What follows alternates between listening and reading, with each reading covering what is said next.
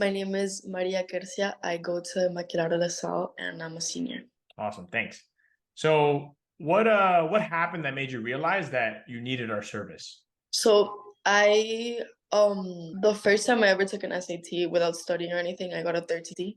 But I had a teacher tell me that I needed to get my math up because I've always been like good at the reading section, like pretty good. I think I got in the reading section, but my math was like low for where I wanted to apply to and go to, so that the SAT score wouldn't be high enough. So I asked around, I tried this other tutoring, but it really didn't work. I went down the second time I took the test. I got a 12D. And and then I heard about this tutoring program from some friends. They told me that it would be a lot of work, like a lot of homework, but that guaranteed I would go up at least 100 points. So I signed up for it and I did it and I did go up. Nice. Wait, let's take a step back though. Okay, so the reason you looked out for, like, what made you look for our services was that you did well on your SAT, but you didn't do as well in the math, right? I think based on what you told me, if you got a 1350 and a 720 in the reading, you got a 630 in the math Mm-hmm. at first. Were you surprised about that score at all in the math? Um, Not that I was surprised because the SAT math, it just wasn't my thing. Like I've always been good at math. I'm like one grade level ahead or whatever, but the SAT math was not my thing. Like the questions, I remember that every like SAT that the two SATs that I took, I don't think I even got to answer the free response ones at the end. Like I would always wait, like I would always finish without time. Like it was just not my thing. So I wasn't surprised that I got 630s and lower. What do you think was, or what felt different about it than what you learned in school? Just the formatting of the questions of the SAT and also the algebra skills. I was like lacking in them, like simply lacking. I'm gonna blame it on COVID and online like school, but yeah. Well, you can't because we're online too, right? Nah, but it's different. It was different. Yeah.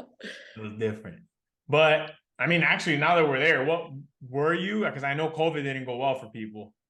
Their online school. Let me not say it. Yeah, online school was not the move during the pandemic. But were you hesitant at all about the virtual group learning environment coming in, or no?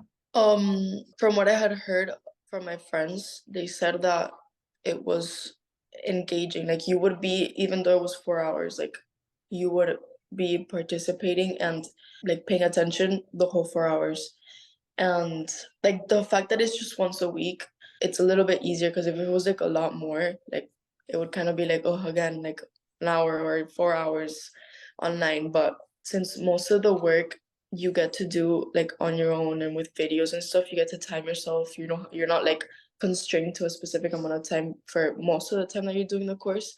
I think that really helps with like students that are really busy with other things. So they only have to set apart one day, 4 hours, in order to do the actual online session. So even though it was like a longer session than most things that people do, your experience was that you could get through it. Yeah. Were you scared about that at first or no? You just your friends convinced you. I mean, I knew what I needed to do. Like I knew what I was signing up for. So I just told myself like just get through it. It's just for a little bit. It's a small sacrifice. It'll help you in the long run. So So it was worth it. yeah.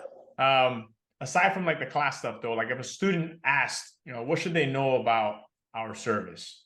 I feel like everybody, but it's gonna be a lot of work, but just plan yourself accordingly. You have a whole week to do your assignments, spread them out. Don't wait until the last minute. Um, do as many practice tests. Look over your answers once you finish the practice test. That's gonna help you the most, in my opinion.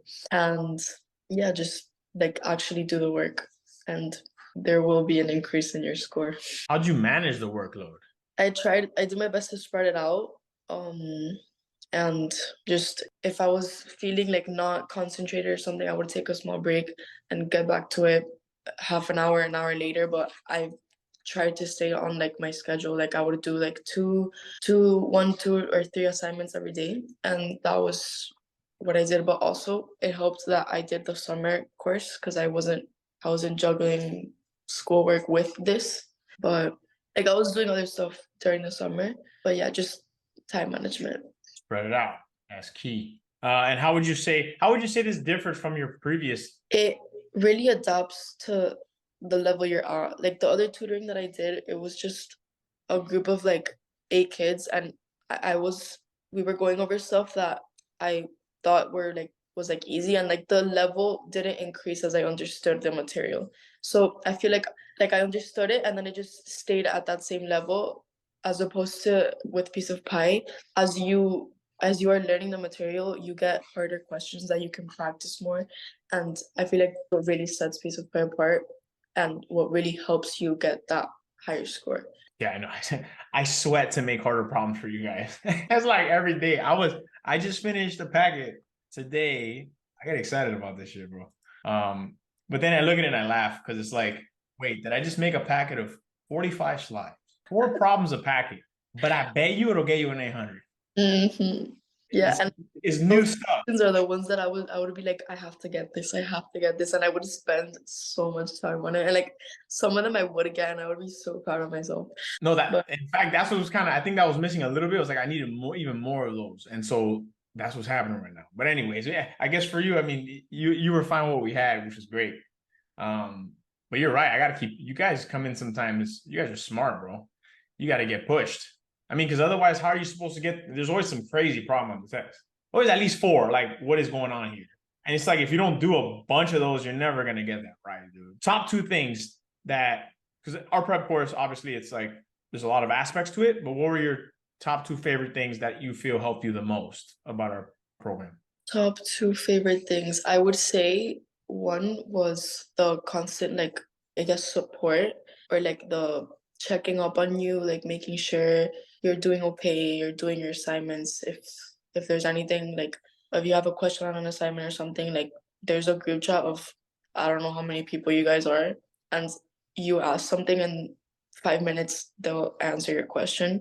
So that was always helpful. And also I really do like how they grade really like fast. So you can have the answers back in, I'd say, at most a day. Like a day later, you already have your answers. You can look over your stuff. You can see what you did wrong, what you're missing, and that just really helps. Like me personally, when I see what I did wrong, it helps me a lot, and like I feel like I remember stuff better that way. So I really do like that. Those two things. Right. I mean, yeah, repeated testing is the I guess the scientific term that they use to it's like the strategy that you would need to use in order to improve your memory or your ability to memorize something. The two main ones are spaced repetition and repeated testing, right? So spaced repetition would be you purposefully like you go over something, but you purposefully don't look at it for like a day or two, and then you go over it again. And so Mm-hmm. that spaced out, repeated, right, going over it, but in a spaced out manner, helps your brain get better at retrieving it, right? You know, when people are like, "Oh, I blanked out," that's because they didn't practice retrieving it. And then so the other thing that helps with that is repeated testing. So instead of like just rereading it, you're just like testing yourself, or do I know it? And if you don't, then you look over it. And those two combined is what ultimately leads to the best retention. So that's basically what you're talking about, at least the testing part. Is that you really like to like, all right, let me try to take a test and then whatever I get wrong, then I'll look at what I did wrong with the solutions. So cool. We tried. I mean, I don't say it that way, but that's why I low key try to infuse into the prep course. Yeah. What'd you find more helpful, the practice exams, or I already kind of know you like practice tests, but or like the class, or maybe was it a combination of the two that you felt was useful, or what were your thoughts on that? I think that the combination of everything, like the homeworks that you get that go over like one topic, are really helpful to like initially get that topic down. Then going over it in the class just like reinforces it, and you learned it once you do the practice exam and you get it. Like the combination of those three things is, I feel like, perfect, and it's the best way to learn the SAT math stuff. Awesome. So ultimately, what result did we help you get? Your initial score, your final score, and your total improvement. And then the initial was 630, and then I got a 730 on the last one I took. I went up from a 1350 to a 1450, so 100-point increase. They said 100. They said 100. And honestly, like I'm being completely honest here, I would always do just like the questions that like on the homeworks it would be like if you're short on time, just do these. I would literally only just do those. Like some of the assignments I did all of them, but I would just do those and the practice exams, like I would go try to go over everything, but at the end of the day, like I didn't have time to go over every single question. And if I would have done like everything a lot more, I feel like I could have increase a lot more, but I'm happy with the amount that I did increase. And like, yeah, I would definitely recommend this to other people. So, what has this result meant for you or enabled you to do? Has enabled me to submit scores to a lot of schools that I wasn't going to submit scores to, and just made me feel better about myself, like proud of myself that I was able to push myself and learn this and get a higher score on the SAT. Awesome. And I guess maybe you're not as bad at math as you thought, huh? Hey, you're Yeah. taking physics C. That's all I know. No, and the crazy part is that my like in my calculus class, the thing that most of the students, it's a huge class, it's like 28 people. Like for my school, it's a big class. And the thing that most people struggle with in that class is the algebra. Like the simple algebra stuff, like the new concepts, everyone understands. But after having done piece apply, and you know Clariponte? I do. She's in my we're in that class together. And we literally every time there's something like that is like algebra based and people understand, we look at each other and we're like, piece of pie. It's the funny like everything we're like piece of pie. Or like our teacher asks us something like, oh, how do you find like this? And then we're like, we give the equation. And he's like, oh, good, good. And we look at each other and we're like, because we know Yo. I. And it's just it really has helped in the foundation like stuff so that I could do better in the high level courses that I'm taking, the higher level math courses and physics and stuff. But it really has set me apart, like not even just like from me like noticing a difference. Like I noticed a difference from me and the people that have taken piece of pie and other students. Yeah. You just made my day. Yo, that's sick. Um, it's like 8 p.m. I'm like tired. So when you hear this, you're like, all right, I'll keep going. I'll keep working. Like it's fine. Oh, that's awesome. That's why we do this. It should be beyond this test. The test is just a vehicle. It allows us low key to make you do a bunch of math you would have never done. Yeah. Like, you would have never done that much work, bro. It's like, I gotta do it though. I gotta get that score up. And then it's like, well, low key, you're about to get better at math. So surprise. That's Yeah, cool. Great to hear. Thanks for that. of course. Is there let's see, any advice for students on their current journey? Any advice I would give students is to push through. I know it's hard. I know you just want to do the minimum amount of the problems. Don't do that like I did. Do as many as you can.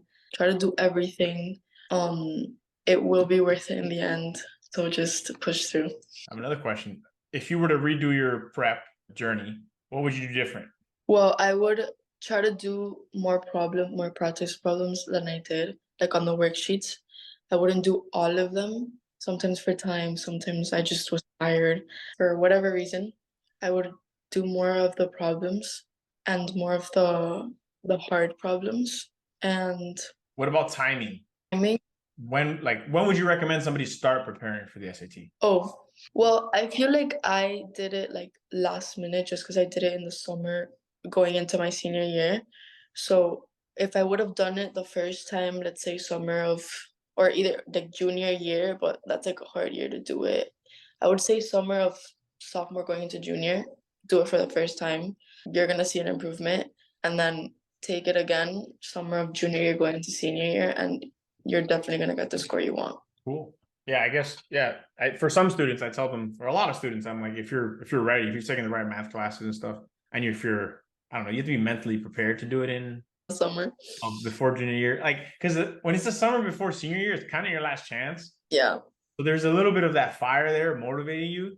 So whenever people are asking when they should start, I always tell them like, look, in an ideal world, you'd probably start the summer going into junior year. Granted, you had already taken the correct math classes. Like you at least have to have taken algebra 2, at least, right? Yeah. But you got to be motivated, right? And like most people aren't studying at that time. So especially with all your friends not studying and then you committing a lot of time, that's where it gets tricky. But if the student is ready, like this year, we had several kids do it in that summer, and they took the August test and they were done. That's crazy, man. Imagine junior year hasn't even started yet, and you're like, yeah, I already got my score. That's wild.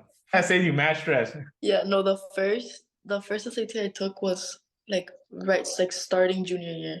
And when I got the 13, I was like, what? Then like I started looking at the scores that colleges actually wanted, and I was like, that is not enough. So that's when I was like, okay, I need to do something. What are they looking for? I mean, if you're applying to competitive schools, like Ivy Leagues are like 1550s and above. And then like that's probably what a competitive score for an Ivy League school is. And for me, my like the ranges of the schools that I'm applying to that are like my target schools, I guess, like between 1350 and 1500, I would say, is like the Is that range. like I know UF and UM, you definitely got to get that. Especially you have to submit your score. Yeah. So Well, there you go. So there's another reason to get above a 13. It's not just bright futures. It's you yeah, probably need that for the best Florida schools. And then if you want to go out of state, I mean, definitely. even like what are some other like not Ivy League, but did you apply to any other out of state school that was not Ivy League and a little bit less demanding? I mean, a little less demanding than Ivy League, but still competitive. I would say Northeastern, Boston College, Boston University. And I feel like those would be like the more competitive ones out of state that aren't Ivy Leagues. And, That I and if you want to submit your score to them, do you remember more or less what you would need? around between like 1400 and above. I would say 1400 and above. There you go. Congrats, bro. Yeah. That's awesome. All right, cool. Well, thank you for all of that advice and kind words. I guess last remarks. Is there anything else we should know? If you are debating whether to do this or not, do it. Trust me, it will help you. You will not regret it. All right. Well, again, thank you so much. Keep me posted with all the schools you get into. I love to. That always motivates me even more when students reach back out. So please do. Deal. All right. I'll see you later. Bye.